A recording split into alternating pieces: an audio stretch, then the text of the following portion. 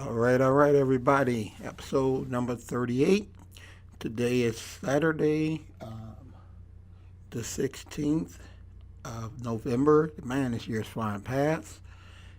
I'm coming at you again, like I say, today with a new podcast. I ask you to take a look at our YouTube, which is Sir-Earl 1. And we're going to be doing some interviews. The first one will be with, she's ranked number 2 in the world right now for figure, which is my fiance, um, Chie. We'll be doing a good interview with her. So I ask you to take a look at it. It's one of the new projects that we're starting to launch off the podcast site. Also, we're getting a lot of good followers, a lot of good downloads, but we could do better. We could do more. I'm asking you to if you like the podcast, recommend it to a friend. Leave comments. There's things that we're trying to do that actually help and encourage people.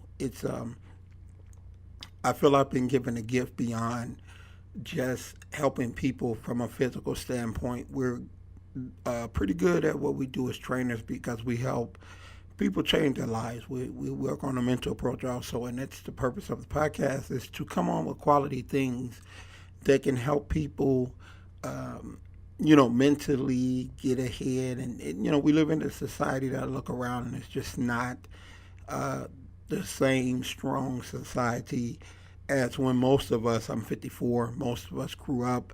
It was you just had a lot more tougher people and you had a lot more things. We're raising a weak generation, if you ask me, okay? So my podcast today focuses on the subject that I know a little bit about, which is entrepreneurship. And I've been an entrepreneur. I've worked for myself for the last 30 years, and specifically owning my own club and running multiple companies that I own for the last 2 decades, 21, 22 years. So the podcast today is on entrepreneurship because I get a lot of people saying, I'm going to start my own business. I want to be my own boss. My first question is generally, why do you want to own your own business? So I can make a lot of money and I can set my own hours. I'm tired of answering to somebody. Well, I could tell you firsthand, if you start a business, your hours are 24 hours a day, 7 days a week, 365 days a year, if you want it to be successful.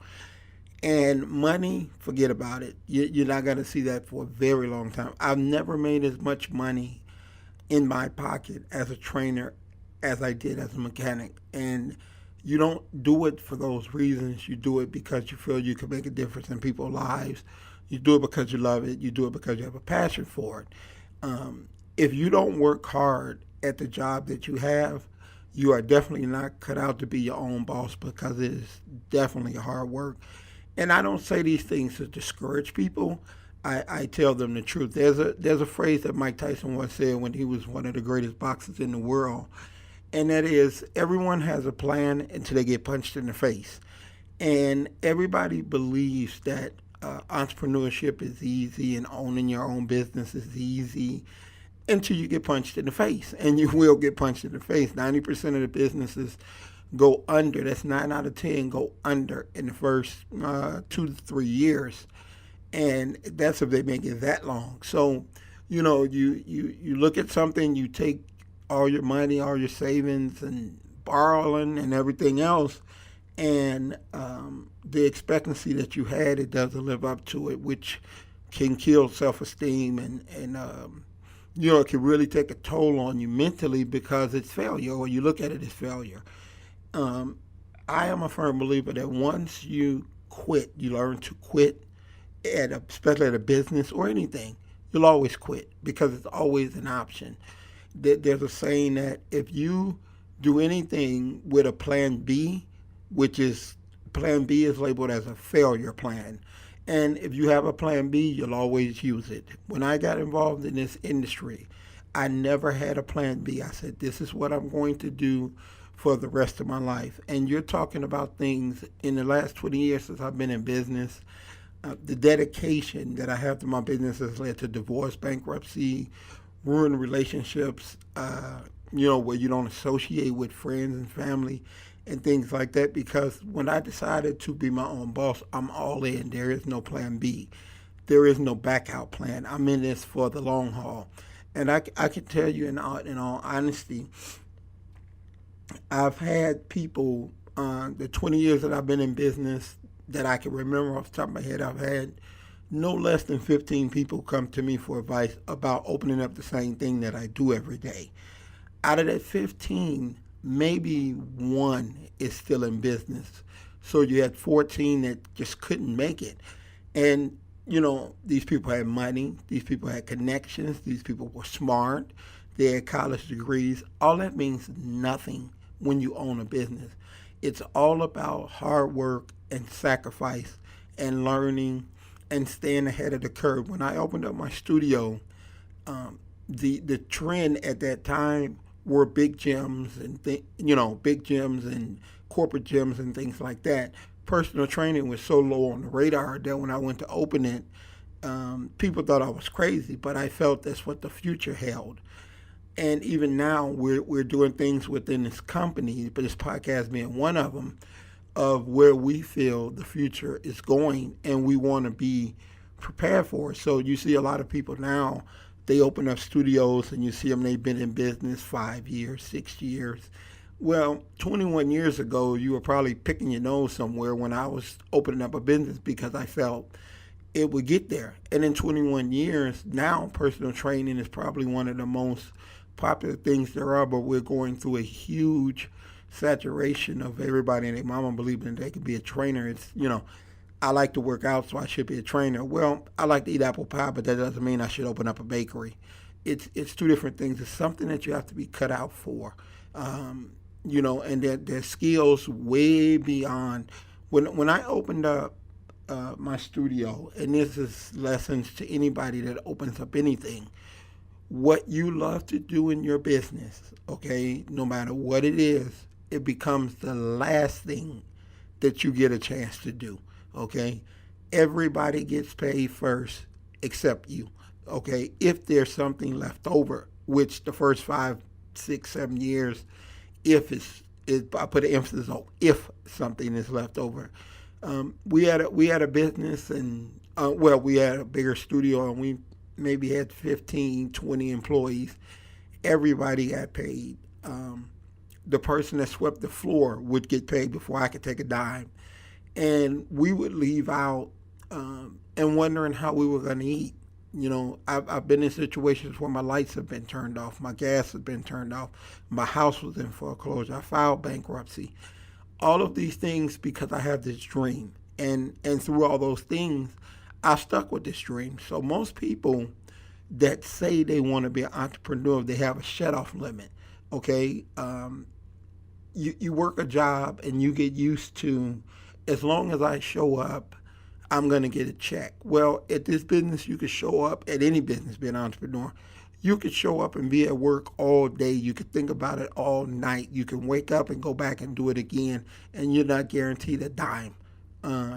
You know, I have clients, I can wake up and I can calculate, okay, this week we're going to take in, $4,000, $5,000. And you look at that and go, well, okay, it should be a good week. And you wind up taking in maybe 1,000. But you got 3,000 in bills going out. And you have to figure how you're going to do all that. How are you going to manage all these things? Because house notes, ComEd, NICOR, they don't take, let me get you later as a payment. It's like they want their money or they're going to shut you off.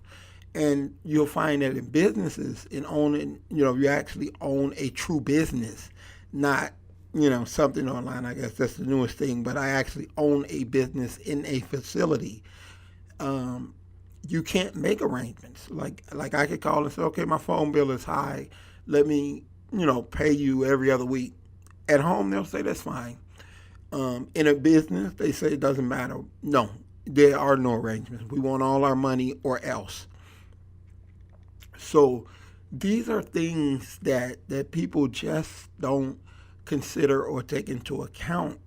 There are a lot of things that will come your way before you actually get to do what you love, and that's on an everyday basis.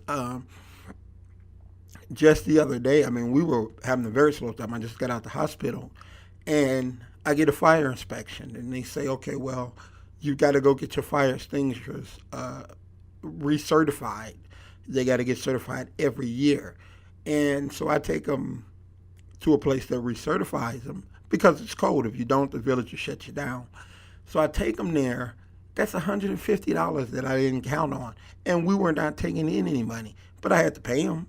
Why? Because other than that, it gets a lot worse. The village comes back, they shut you down. You gotta go to court. You gotta pay all this money for these citations, and guess what? You still gotta get your fire extinguishers recertified. I learned that the hard way because I went through that before. And there's always things popping up that cost money that you can't say, well, I'm just not going to do that. The thing that drives you to a business is the love and passion for what you do. Mine was personal training. But in starting a business, unbeknownst to a lot of people that think, well, I want to own my own business, you have repairs. My Stairmaster go out. That's going to cost me $1,000. My treadmill is slipping. I got to get the belts and all those things fixed and waxed. That's $1,500. My upholstery on some of my equipment is starting to rip. That's another $1,000. This is money that you cannot go to your clients and say, well, I'm going to charge you more because I had all these unexpected expenses. It doesn't work like that. That's just money you can't get. So you tend to have to learn to become a person to do without. There's many a times, like I said, we left work wondering, okay, well, what are we going to eat because we have no money. These are all things that people don't account for. They just think I'm gonna open up something. All these people are gonna come. I'm gonna do great. If you think owning a business is easy, you'll probably fail faster than most because, as Mike Tyson said, everybody got a plan until you get punched in the face, and then that plan is you throw it out the window. Well, I had a plan when I started, and I stuck with that plan. I made the sacrifices, and I've done all the things, and I'm still doing them to this day. The reason that I have been open for 21, 22 years, and most people can't even make it 2 years, you may have a lot of things on me. You may be educated. You may have money. You may have connections. You may have all these things, and I've actually helped people like that.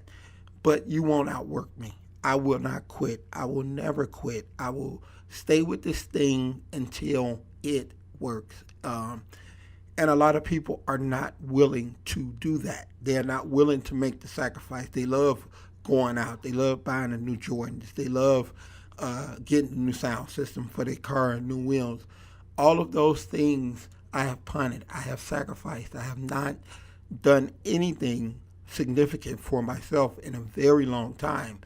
And then you go through all that, the bankruptcies, the divorce, the failed relationships, and all those things, and you make it, then they go, you're lucky. You know what I mean? It's never luck. It's hard ass work. And if you're not willing to make the sacrifice and put in the hard work that it takes, you will never be successful in business. Everybody sits around and wait on the perfect time. There is no perfect time. The perfect time is the minute you want to do it, is you do it. But everybody, when I have some more money, I had one client that said she want to open up a business and have no debt whatsoever. It's not going to happen. That's been 3 years ago, and she's still trying to open up her business.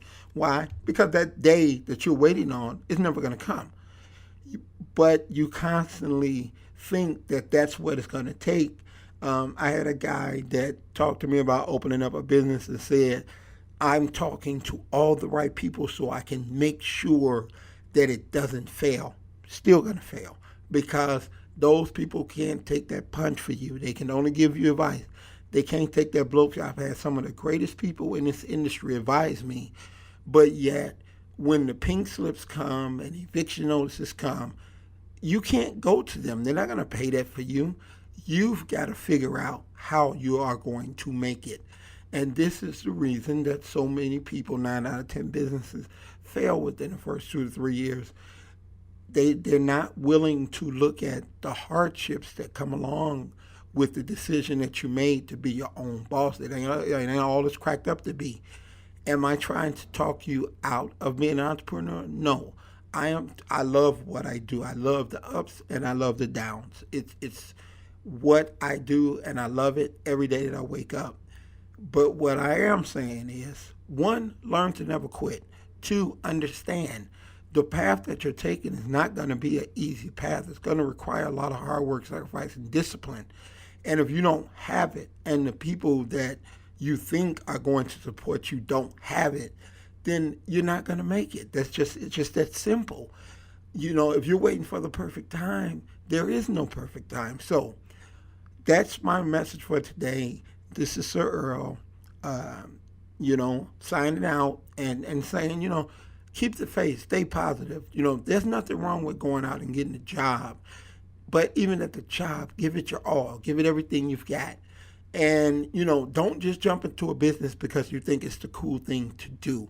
Understand, get advice, humble yourself, don't have an ego, and listen to the advice that the people that have walked that walk are trying to tell you. They're not telling you that because they ain't got nothing better to do. They want to see you succeed. So until next time, this is your man, Sir Earl, checking out. Don't forget to watch our YouTube channel on Wednesday when you'll see our first interview posted. And next time, I'll check you. All right? Peace.